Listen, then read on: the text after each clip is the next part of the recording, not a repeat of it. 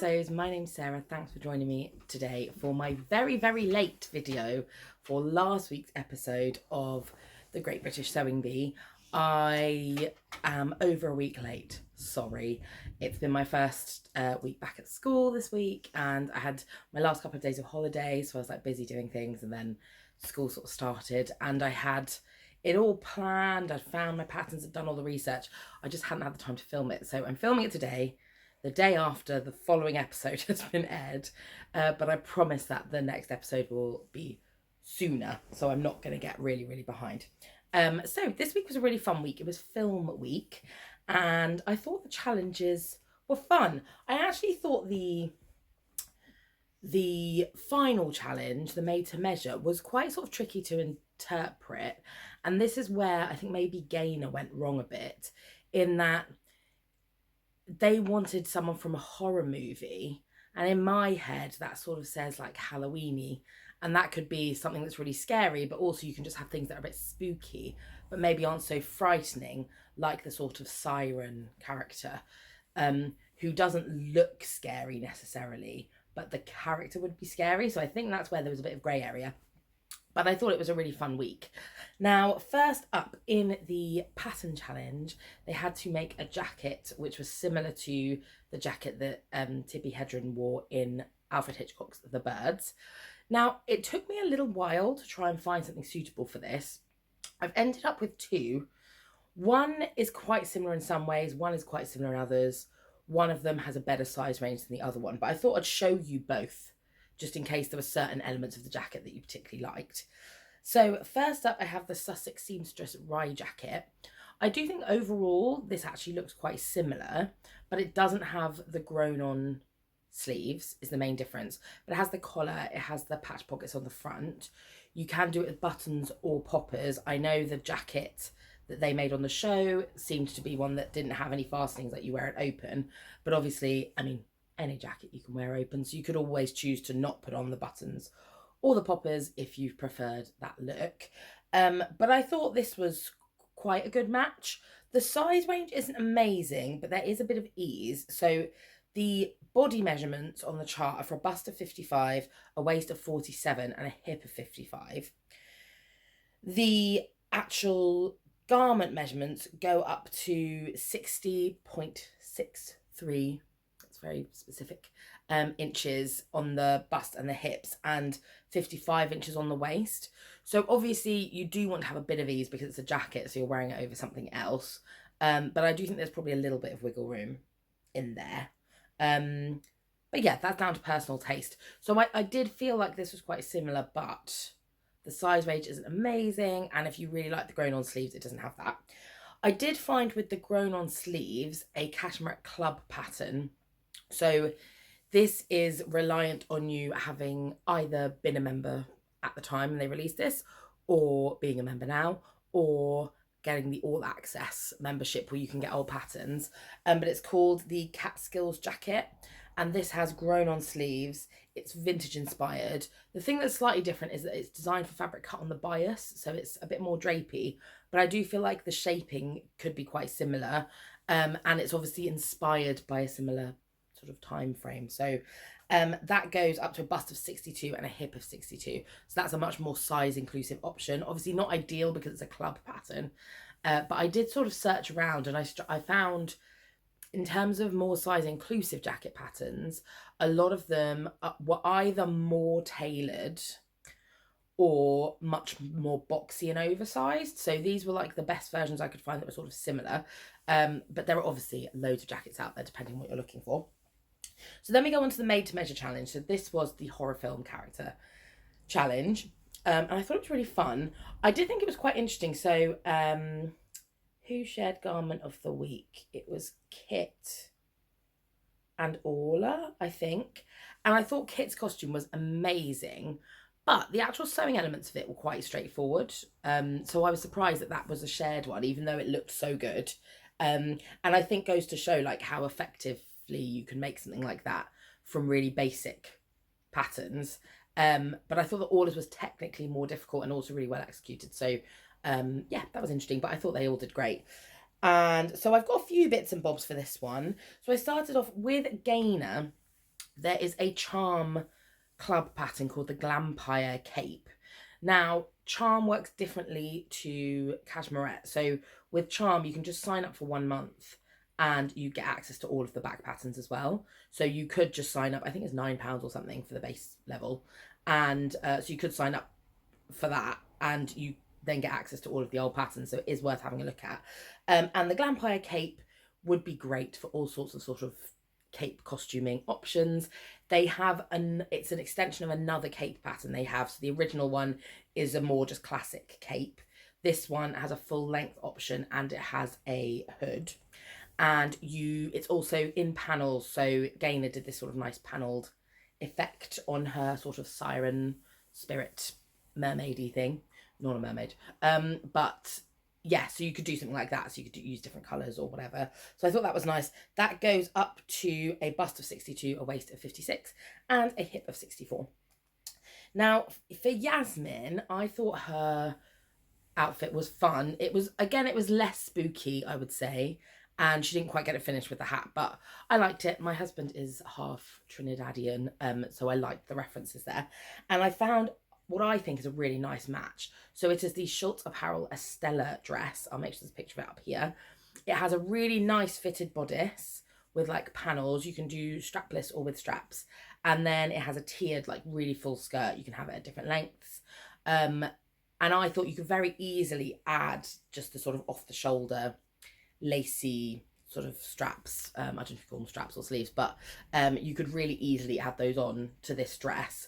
And I think it's actually a really nice dress. Schultz Apparel is one where I've got a few of their patterns in my pattern stash, and I need to just, I think quite a few of the patterns require a bit of extra fitting time. But yeah, I definitely want to make up some of them because they're so pretty and have really nice details. And they also come in different cup sizes. There's a B cup or a D cup range. And this goes up to a bust of 58.25, a waist of 51, and a hip of 61.5 inches. So I think that's quite a fun one. Then Kaz made this really cool like column cape dress with a neck, what do they call it? A neck corset. So I spent ages trying to find a suitable cape dress. I'm pretty sure she used, I think it was a Vogue pattern or something. I found one that was basically the same, but the size range isn't good. And I couldn't really find anything in the time frame that I had that had the same type of cape. I found some things that have like a short cape that goes all around the top of the bodice. So like covers your arms and covers the front and the back. But I couldn't find any where it has that sort of longer cape where your arms come through at the sides. So the search continues, but I did find a neck corset pattern and you buy it. So the brand are called Royal Black Couture and you buy like a guide on how to draft it yourself, which means obviously in terms of sizing, it can be sort of made perfectly to fit you, which is amazing. And they have lots of different designs as well. So they had one that was very similar, but they also had some other ones that were a bit more elaborate, and they've got some really nice examples. So if neck corsets are your thing, I think this is the one to go for. I thought her look was really good actually as well. I thought everyone did pretty well this week actually. I enjoyed it. It was an enjoyable watch. So then we get on to the other things that you could have made. So what might I have made if I was on the Sewing Bee this week? And I found a few options. Again, I do feel like I've maybe got a bit Halloween-y rather than horror filmy. So excuse me for that, but hopefully it's fine. So I've got a couple of Addams Family reference ones. One is a pattern I've spoken about before here. So it's Gunnar Dethridge, the Persephone dress. So I'll pop a picture up. I've spoken about this pattern. I can't remember which week it was in. It might have been Designers Week or something. Can't remember. Anyway, so it's got this sort of fitted ruched bodice with lots of asymmetry and the option, if you make it full length, there's sort of like a long flounce on the bottom. So really interesting and dramatic shapes. And I thought this could be a little bit of like Morticia Addams. I thought would be nice. You have the option in this to do one shoulder or to do like two shoulders. And yeah, I just think it's a really cool dress. It's very sort of dramatic, but you could make it, if you made it in black, I just feel like it'd be really sleek and gorgeous. So this goes up to a bust of 57, a bust of 57, a waist of 51, and a hip of 60. Then I was on the Addams Family train, and I thought it would be good to talk about the Mood Society Nightshade dress. So this is based on the dress from series 1 of Wednesday on Netflix. There's like a sort of party scene, and she wears this amazing dress with, it's got like a sort of some buttons. It's got like almost a faux shirt top. So it's got like the top of a shirt that squares off with the rest of the dress, and it's got these flouncy sleeves, and it's got loads and loads of ruffles, and it's just a really fun dress. And they have made a free pattern that is a version of this. Now I will say, Mood Society, I've heard that their patterns, the drafting can be a bit all over the place, so I would just keep that in mind. But for a free pattern, it's probably worth having a look, and I think that'd be a really fun look. Also, that's the sort of look that if you've got kids, godchildren, nieces, nephews, grandchildren, that I think for like tween girls would be quite a popular look if they're looking for a costume for something. It's going to take a lot of fabric, but I think it's fun. This goes out to a bust of 59.5, a waist of 51.5, and a hip of 63.5. So again, a really nice size range. We've got another classic creepy doll. So I couldn't find a dress in the exact same style to the one that Orla used. But I did think the Nina Lee Baker Lou that I used last week, or any of those dresses with the big collars, which a lot of people already have in their stash, would be great for a creepy doll dress. You could do it in some, I don't know, like a nighty type fabric, or like a faded pale floral sort of print or something like that. And I think that would look, if you styled it right, that would look suitably spooky. That one I spoke about last time.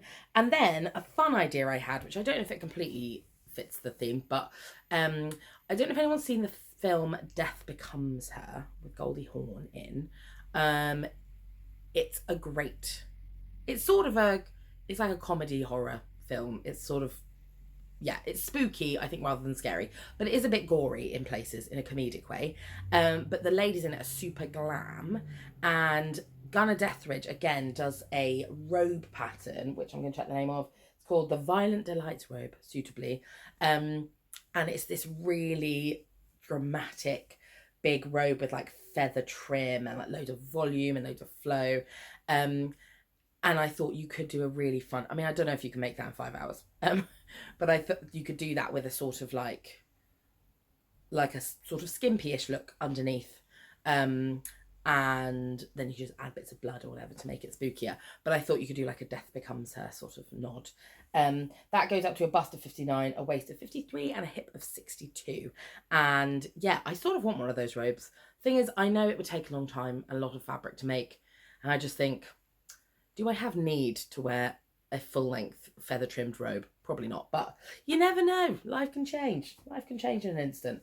And then last up, I was thinking a Chucky doll could be a nice creepy costume. And for that, you could wear quite standard.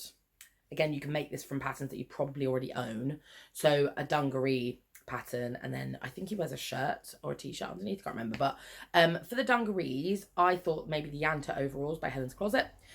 I already had those. I really like the fit. Yeah, I think generally they're nice, but you may have another, I think any dungaree pattern will do for a Chucky doll. And then, yeah, I can't remember if it's a t-shirt or a shirt, but it's interesting to see what you can make. As I was saying with Kit, it's like you can actually make scary costumes quite easily from patterns that you would already have for normal wear. You don't necessarily have to make an extravagant feather robe or a Wednesday ball gown. Do you know what I mean? You don't have to do that. So yeah, I thought it was a fun week. I still need to watch this week's. So today is Wednesday. And it aired last night, the new episode, so I need to watch that maybe later today, but I'm planning on getting the vlog done. I'm hoping to watch that today, do my research for a couple of days, and then get it filmed on Friday and edited and posted. So that one will actually be filmed in good time. So sorry guys, won't happen again. Series is almost over, so I've only got to survive like a couple of weeks, I think. Anyway, thanks so much for tuning in. Let me know if have you made any spooky costumes before? Have you done any like Halloween things, anything like that? Yeah, I'd love to hear, because that's it's just like, you can be really fun and creative with what you do there, which I think is why I enjoyed this episode so much this week, sort of seeing how everyone interpreted it. So yeah, it was great. I will see you next time. Thanks so much for watching. Okay, bye.